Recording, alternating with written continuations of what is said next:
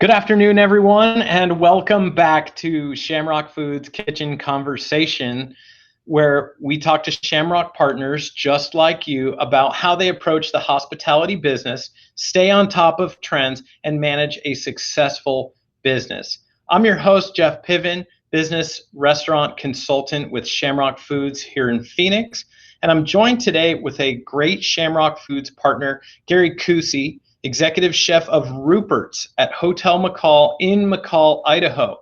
Good afternoon, Gary. Are you there? And there you are. Thank you for joining us. Hi, thanks. Awesome. Good to see you, man. So everyone out there in Facebook land, we invite you to participate in the conversation by commenting just below the stream here.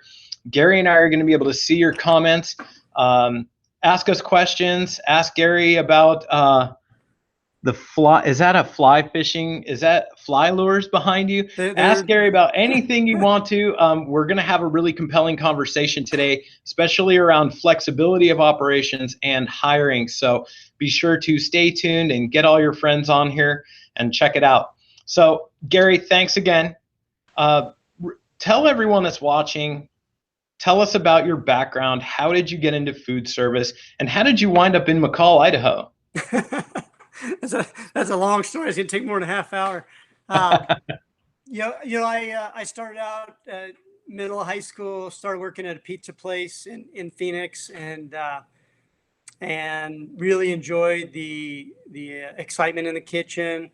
Said, I want to do this for a living. I want to be a line cook. After I graduated high school, went to a couple people in town. Said, what do I need to do to get a job cooking? And was directed towards the Scottsdale Culinary Institute, which tried to get part of. The lead instructor at the time, the chef instructor, Ray Vincencio, directed me towards an apprenticeship. So I ended up going to the Arizona Biltmore Hotel and got a job there washing dishes, and told the chef I'd take the job if he could one day let me get into the kitchen side of it. And within a couple months, he had me in the pantry. A couple months later, I was signing up for an apprenticeship in 3 years, 6,000 hours, a lot of craziness. I graduated from my apprenticeship, was with the ACF and all that. And that's kind of how it started snowballing. I've been able to travel the world, worked in some great places, excellent chefs, had a good exposure to a lot that's going on. I've been cooking for 35 years now. So, I think I've been very fortunate. Just keep following my dream of being able to cook and see and get exposed to new, exciting stuff. And it's worked out well, I guess.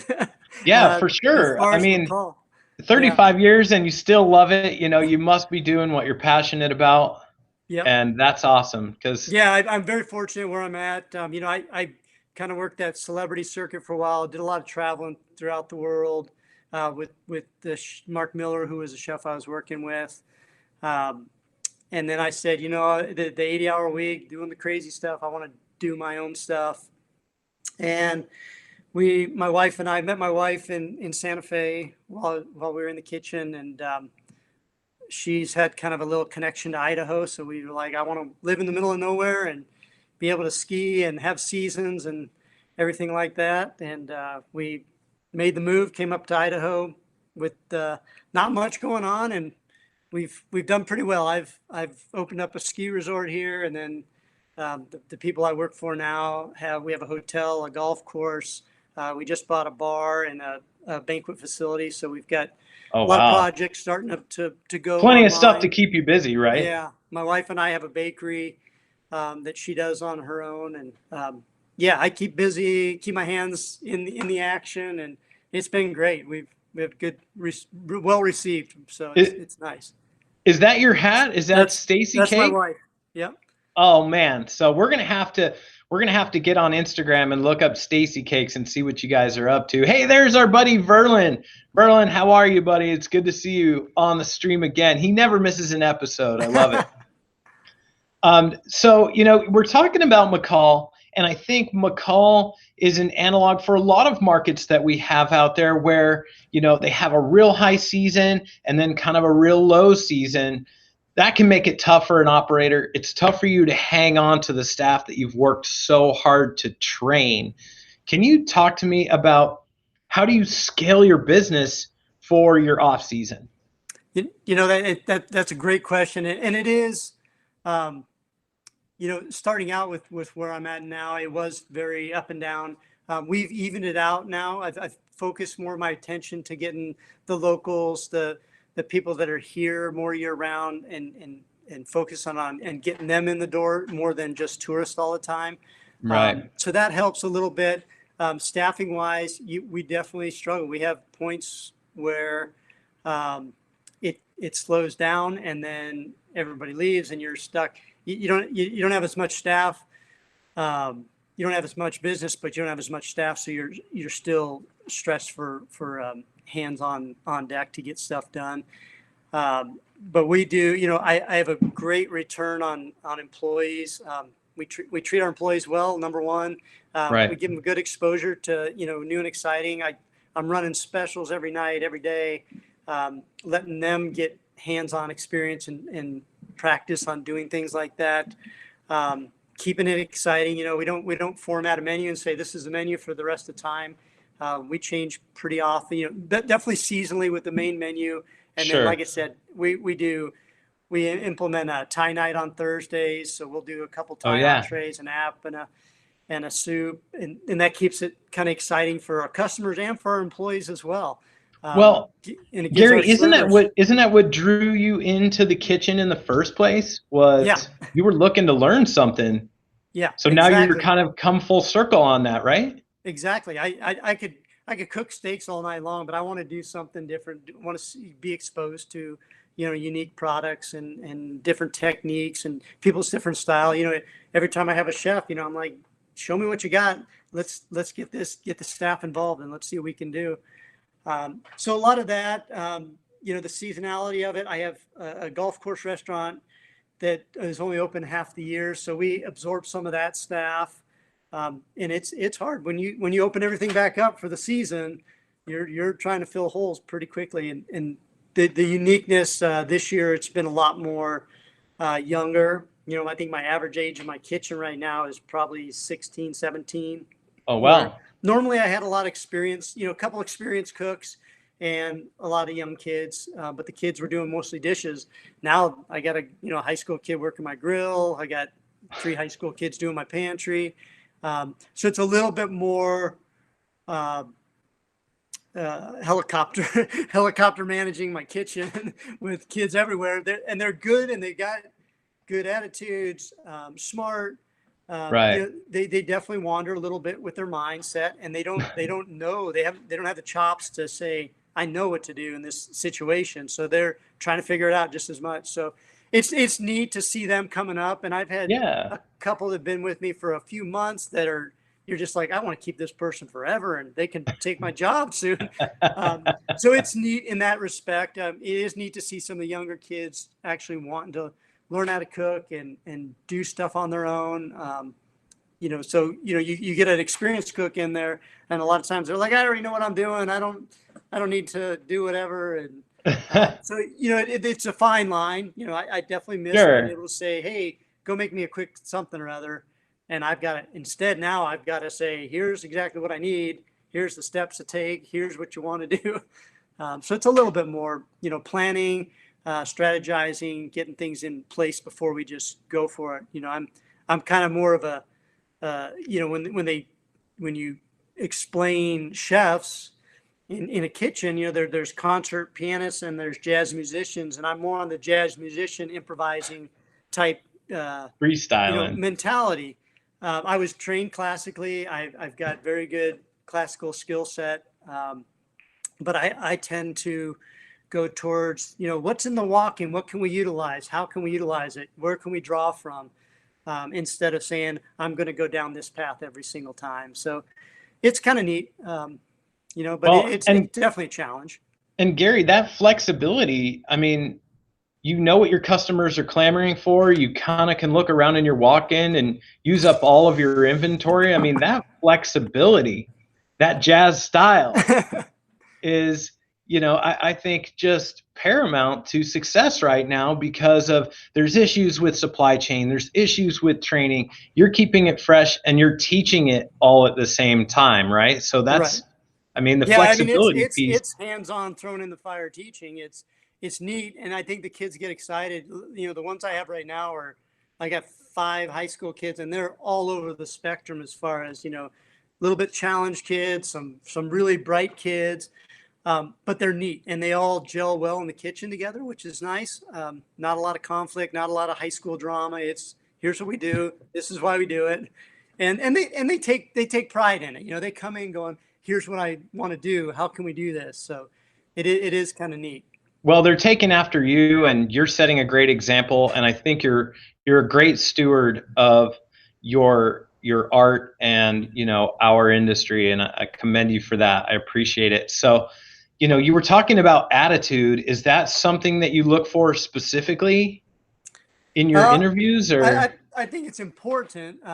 It's hard when you got a limited workforce. You're kind of like, I got to kind of take what I want, but you know, it's more the way we treat people, the way our staff front and back of the house interact with each other.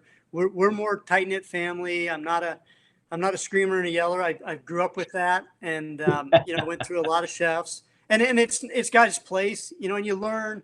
But I'm a little more nurturing. I'm still, you know, not the nicest guy in the world when things are going sideways, but I I bet. keep my cool. I work for, you know, the family I work for. They're great. They let me do what I need to do. My dining room manager is amazing. He takes care of the front and it takes input. So I think we just work well as a team. We got a lot of synergy going on as far as everybody working together. You know, we're all in it for the same reason, as we want to put great food on the plate and make an experience for somebody that they'll remember. So I think that's, you know, that's kind of our philosophy, how we get by. So I Oh, think that's people know great. And that. that's why the regulars love you guys too, right? Yeah, Because it's a home and everybody feels welcome. You're not just kind of doing this song and dance and have a boring rote menu like, you know, a lot of other tourist towns could do. right. You're attracting the regulars, and that's really your lifeblood. It's fun. It's really neat. You know, we've grown, obviously. We've, you know, brought on a liquor license in a bar, and you know, we're expanding our patio right now, and doing these things. You know, we'll do, like I said, the Thai night. We'll do fish on Fridays. We do on Mondays. We brought back our chef's tasting menu, which we'll do a 3-course menu of, you know, whatever I come up with or one of the guys in my kitchen comes up with. So that gives me a chance to do something I don't normally do on the menu. It gives my, you know, my pantry girls or guys, you know, they want to do a cool dessert. Let's do rice pudding. Let's do, you know, peach cobbler. You do enough Cool. for, you know, so many orders for Monday night, and that'll be part of our menu. And that's it is what it is. You get it, and it's great. So those kind of things help. Yeah, it's a neat. We are definitely in a unique space where, you know, we're 100 miles from the big city, and so what we got out here's what we got. And there's a lot of having to work on the fly and off the cuff of what are we going to do if something doesn't show up, or the power goes out, or you know, the road gets blocked and we don't have people driving up here. So it's always neat. Yeah, I mean, it's a tougher challenge that some of those the things that we take for granted in the metro areas, you know, that the roads will always be clear. I hear what you're saying, man, and that's incredible. So Verlin is chiming in down here in the comments. He is curious what your top selling dish is. Well, it goes all over the place. Like right now, with the one I'm having the hardest time keeping up with, we do elk meatloaf, Oh, and wow. you know, I have to limit it every night and say this is what we have, and we can sell 15, 20 a night, and then I have to cut it off because I just can't keep up production wise. So that's one of our newer, pretty popular Is it dishes. sliced and grilled, or is it No, individual, or how do you plate it up? actually making individual, like 9-ounce loaves. Oh, So it's a cool. nice little loaf with you know, we're grinding the meat ourselves and season it and doing the whole thing. We do a nice maple mustard glaze on it. Oh, nice. It's been great. Yeah, that's been going over extremely well. Steaks are always a huge one. We're doing a halibut right now that's going out the door. You know, it's crazy. Thai night, I'm doing seafood curry night. We'll sell, 20, 30 of them. So it's, oh man, it's great. We're bringing on some new items here shortly. And, we do a house smoked pork chop right now that does really well with a sweet corn pudding, making a jalapeno peach chutney with it. Oh, nice. So yeah, we were talking about that pork chop. Is that double bone that we were talking about? It is. It's the double bone from I can't remember your it's Compart Duroc. Yeah. So yeah, they've been going over. We just started using those. We kind of switched over from cutting our own racks up and with the labor and trying to utilize the people we have and still get the products we want. We found those double cut pork chops have been great. We brine them, we smoke them. Oh man! And they're just, it's like one of my guys calls it bacon on a stick, but they're really nice. That's awesome. Well, let's take a quick break and just thank anyone that's just maybe joining us. Welcome to the broadcast. I've got Gary Kucy, who is the executive chef at Rupert's at the McCall, Hotel McCall in McCall, Idaho. Sorry, that was a lot of McCall all in one sentence. Beautiful this time of year if you can get up there. I think Verlin Dickerson is going to have to get up there, order the Brussels sprouts, and then he's going to want the elk meatloaf while it lasts. Let's also call out Thomas. He said his son Hudson can't wait to be old enough to come work for you. So maybe get the application in now and start grooming him. Yeah, I know Hudson well. Oh, nice. So how old is Hudson? Do you know him? Oh, yeah, he's one of our hockey kids. I play hockey with him all the time, and then he comes in my restaurant. He's surprised that I'm cooking. He's like, I didn't know you're cooking. So I'm not just a hockey great, but I also can slang more than pucks. Let me tell you. So no, he's great. Jeff Wiestein is on there. He's one of the guys who worked with us. So yeah, we got a good little crew going in there. Looks like. Oh yeah, the crispy Brussels. So there's kind of out in the industry. Do you blanch your Brussels, dry them, and then fry them or roast them, or do you just straight go to the fryer? We go straight to the fryer. Yes. Clean them, cut them, and fry them. Yeah, that's my favorite. I mean, I love the way that it is so fast and so tasty, and they just kind of steam and they get, that kind of crunchy, not burned, but definitely browned, very browned. I find it interesting because back in the day, I remember working a grill station, and we had a very expensive steak that we didn't want to sell a lot of, so we paired it with Brussels sprouts to slow the sales down. And now Brussels sprouts have gone through the roof. I know they used to be terrible in the 80s, but that's because every mom bought them frozen and then boiled them to death. I grew up on So what is that served with? It's crispy Brussels sprouts. Is it an appetizer? We do a little cast iron skillet of them as an appetizer, and then we do them with a lemon caper dressing. It's kind of funny because I got a lot of dietary things, so it's kind of goes along that gluten-free, dairy-free, garlic-free.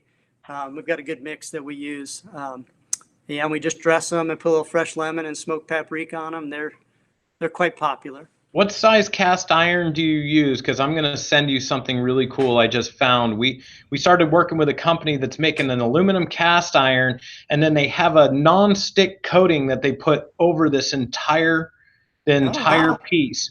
So they're non-stick. You can throw them in the oven. They clean easily. They're amazing. I'm going to send you some. Yeah, what size are they? I mean, mine are 5-inch, 4 or 5 inch. No, it's got to be 5-inch, 6-inch. They're little lodged cast irons. Yeah, I'm going to send you a few. And those of you out there, talk to your Shamrock sales representative.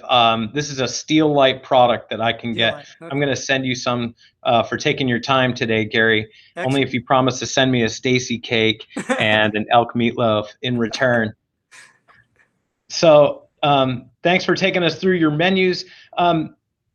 Is your menu tighter than it used to be? Because that's the way that the menu trending seems to be going across the United States. Is that the way that you guys are going too? Tighter in which aspect? Like, so fewer items.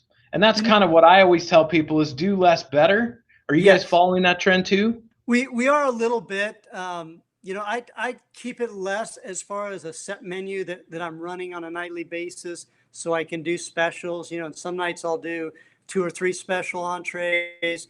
Most nights it could be just one. It's definitely scaled back a bit. It's hard. I want to keep the selection and the variety out there and fresh and exciting, because I do have a lot of people that come here multiple times a week. But we're trying to also focus on what we do. But yeah, I would say it's definitely smaller than it's been in the past. I can't, attack everything. We've got some great restaurants in this town, so I'm kind of fortunate that I don't have to compete with all the other places in town. We've got great Frenchie's does po' boys and great Southern food. We've got Ragazza doing a little Italian joint, doing some great Italian food. So I can pick and choose a little extra stuff out there, and but I don't have to hard focus on anything to really keep people coming.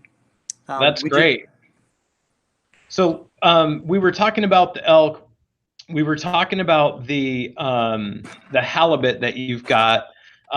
Another trend that we see is limiting the size of center of the plate offerings and going heavier on the accompaniments, like you were talking about a caper sauce. Right. Is that the direction that you're going with your menu as well? Oh, without a doubt. I've done that for a while, and I'm a big proponent of smaller center of the plate protein. When you get this 16-ounce steak, it's awesome. The first 3 bites are the most memorable thing in the world, and the rest of it's like, okay, that's all right. So I definitely, I don't go super small. I'm not Linea doing tasting menus. I do want to give people value and a good product, but sure. But you're not plating with tweezers either, right? No. So I want to give them a good value, and we have a 12-ounce ribeye on the menu, which is a big steak in my opinion. We do a 7-ounce steak as well, and I think it's more important they enjoy that steak and they have a couple amazing bites, but also whatever's going, if it's a potato gratin that's next to that, it should be amazing too. And then they can say, oh, it wasn't just I had a great steak, I had a great plate, I had a great meal. Right. So that's kind of what I shoot for. We try to make each plate unique. We'll do, like I said, the pork chop, we do with the corn pudding. We were doing a duck. We just took off the menu with a great sesame sweet potato mash. Man. Yeah, so I like to play around with different sides and starches and vegetables, and there's a million things you can do. So we're working right now on a new vegetarian dish with a forbidden rice, kind of black rice Buddha bowl. Cool. We're doing grilled oyster mushrooms. We're making homemade purple kimchi, and some other sweet potatoes and Romanesco. So it's kind of cool. Man, that sounds amazing. Romanesco is kind of one of those products that, it just looks so cool on the plate. Yeah, we've been having fun with it. Is that so? As far as trends are concerned, we talked about Brussels sprouts, and those have kind of come, and maybe they're on their way down as far as popularity. What do you see coming in next for trends? That's a good question. If I knew that, I would have more restaurants than one. Well, we're hoping to kind of mastermind it here. We've got Dan, Verlin, Thomas, Jeff, all these guys on the call, all of us, and all the folks that watch. What do you see coming? We're talking about smaller COP. We're kind of seeing some other things coming down the pike. What are you thinking coming for winter? So what we're working with is a lot, and no, it's just kind of been trending is some of the lesser cuts. We're doing a gnocchi dish right now with chicken hindquarters that we're smoking and confeeding, and then that's going in with that dish. So we're using a less expensive protein that we can give a little bit more. Takes a little more process for us to process it and procure it. But I don't know. I think it's just trying to find those cuts and those products that aren't overused right now, or are at least available. Right. Right. Well, when there is a challenge, usually we come up with the best inventions. So Right. I'm excited to see what's coming around the corner. Um, as we get towards the end of our episode here, you've been in this industry for 35 years. That's a long time. You got a few years on me. And I have quite a bit of gray hair. It's just for some reason, this camera is not picking it up. Thank goodness. But is there one piece of advice out there for operators, and that's, front of the house guys or back of the house guys for chefs? Is there a piece of advice that you're living by right now? I mean, what I live by right now is, the job, the industry is great. It's important, but you got to still live your life and get out there and enjoy it. I mean, I'm mountain biking every day. I take a couple days off a week. I go out and do things and try to keep, play hockey all winter long. I ski all winter long, and whatever I could do to keep my lifestyle, keep with my family, and not just make it 100% work related. I think that's important. When you're at work, it's lessen the stress. That's my big thing is, don't take everything too personally, too seriously, but it's a hard job. I get a lot of new, young, up and coming people that are like, I want to be that guy on TV, but it's a little different. And, it's doable. It's possible. Just gotta, keep your wits about you, keep calm and keep going. Yeah. The younger generation, and, even when I was younger, everybody wants a shortcut. But there's, no substitute for hard work and experience, but, good experience, let's say.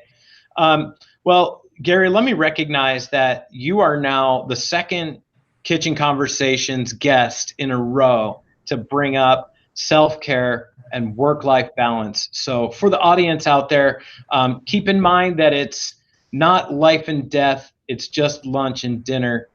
Get out there and enjoy your life, enjoy your family.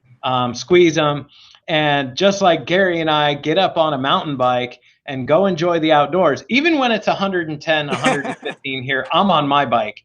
I love my Santa Cruz. I'm out there at least 3 times a week, just enjoying nature. So, well, I'm gonna have to follow you on Strava too, man. Gary, we gotta hook up after this. I think I might have to come up to Idaho and enjoy some of your cool weather as well. Yeah, so, there's some great trails. Just tease me. What is the temperature there today?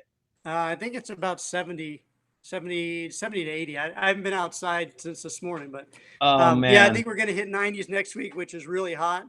But that nice 70, 80 is just perfect for riding. I'll even take 90. I'll even take 90. That's a break for us. It was 117 last week here, and then it rained yesterday, so now it's hot and humid. So we're just getting crushed. I grew up with that. Yeah, and from Arizona and New Mexico, and you finally retreated up to Idaho. Yeah. So you're probably the smartest out of all of us here. Well, thank you so much for joining me today, Gary. Let me know when is it Hudson? Hudson, yeah. Let me know when his first day is. We'll send him a Shamrock hat so he can represent in your kitchen. Sounds good. Thanks so much for being on today. So thank you all of my audience out there for joining Kitchen Conversations. Special thank you to Gary. Appreciate it. We'll be up there to see you soon. Idaho is awesome whether it's snowing or whether it's sunny. So we're just going to have to make our way. Keep on commenting. Verlin, thank you for joining us every single week, brother. I appreciate it. Everybody take care, and we'll see you next time on Kitchen Conversations. Thank you. Great. Thanks, Jeff. Take care, Gary. I'll see you.